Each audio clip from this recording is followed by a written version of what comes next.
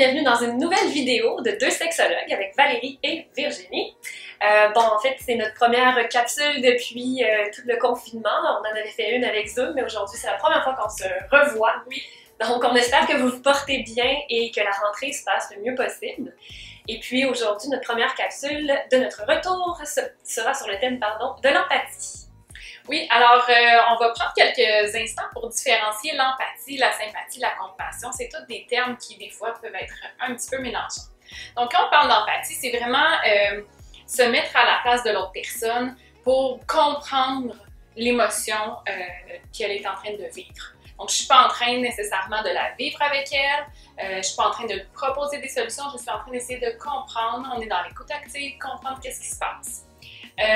Versus la sympathie, où là, c'est un petit peu plus impliquant émotionnellement.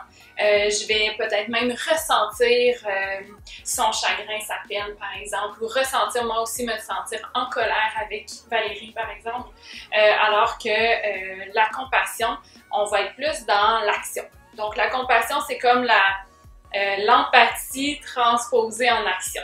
Alors là, je vais me dire, OK, ben écoute, tu as de la peine, Valérie, ce soir, on écoute des films, on mange du popcorn, de la crème glacée, puis on se fait une soirée, ça va te changer les idées. Okay? Donc là, je vais vraiment être investie avec Valérie pour l'aider à se sentir. Oui.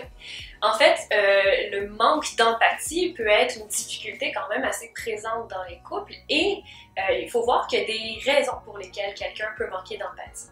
Donc, dans ces raisons, on peut penser à un certain manque d'éducation à l'émotion. Donc, à une certaine forme d'intelligence émotionnelle. Entre autres, je peux penser que des fois, les couples me disent souvent, mais je trouve souvent, en fait, que c'est les hommes qui sont rapportés comme ayant moins d'empathie. Et ce que j'en comprends, c'est probablement parce que les petits garçons ont moins été éduqués à l'expression des émotions, à la reconnaissance de ces émotions-là. Et une fois adulte, tu vas voir des fois qu'ils sont un petit peu plus comme dans le rationnel, dans le mode solution, et moins concentrés, si on veut, sur leurs émotions, l'expression de celles-ci. Donc c'est plus difficile si je suis moins à l'aise avec mes propres émotions ou si je les identifie moins bien, d'aller chercher celles de l'autre et les comprendre. Parfois, ce qu'on peut aussi remarquer, c'est le manque d'empathie peut amener une certaine fermeture à un moment donné chez notre partenaire. Par exemple, si j'ai fait preuve de manque d'empathie auprès de toi, à un moment donné, ça se peut que toi, ça te blesse, tu te refermes, ou peut-être que tu as vécu des choses même antérieurement à notre relation, dans ta vie, dans tes autres couples, et tu as peut-être éventuellement fermé cette porte-là, et même tu vas être craintive et tu vas avoir de la difficulté à exprimer tes émotions, comprendre celles de l'autre. Exactement. Donc, aussi, on vient de vivre un conflit, ça me met en colère, mais je vais peut-être avoir plus de difficultés à être empathique à la peine que l'autre va vivre face à ma colère. Oui, c'est prise dans tes propres émotions. Oui, tout à fait. Alors, les impacts de ça. Hein? Donc, les impacts surtout du manque d'empathie, parce que les impacts de l'empathie sont positifs. Les impacts du manque d'empathie, en fait, on va retrouver beaucoup le sentiment de ne pas être compris. Donc, quand je dis les impacts, c'est la personne qui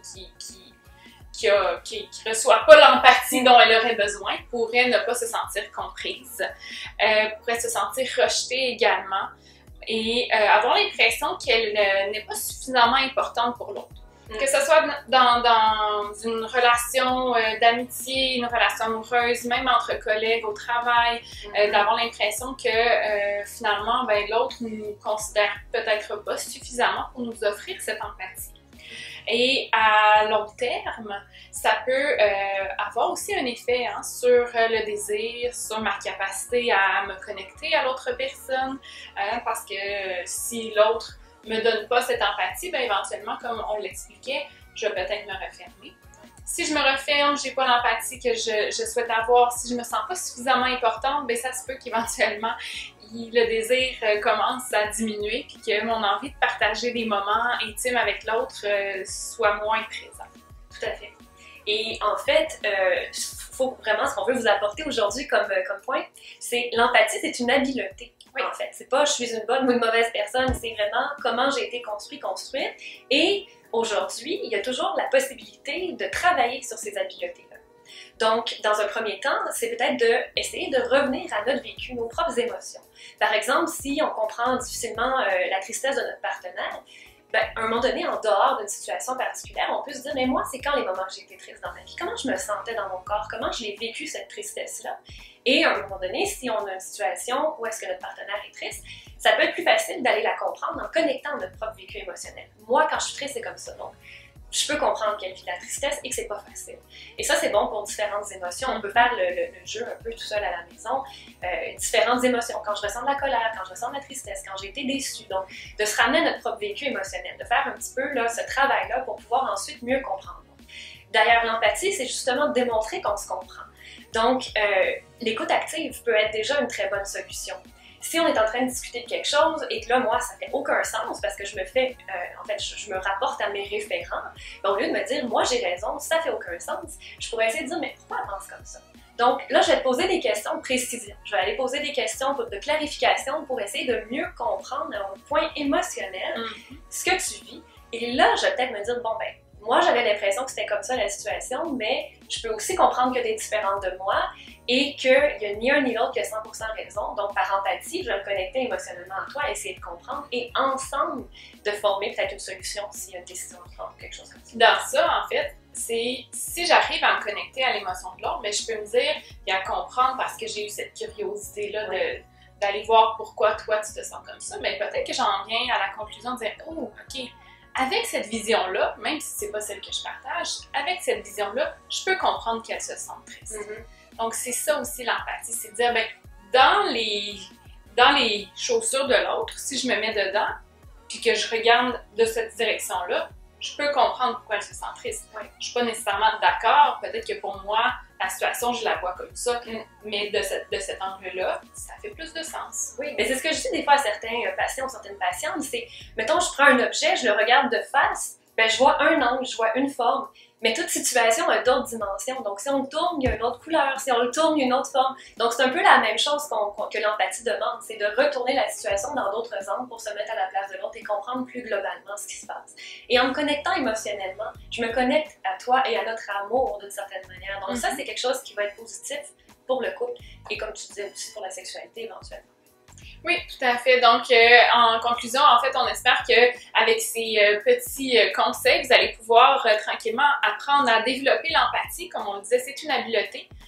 C'est quelque chose qu'on peut cultiver. Oui.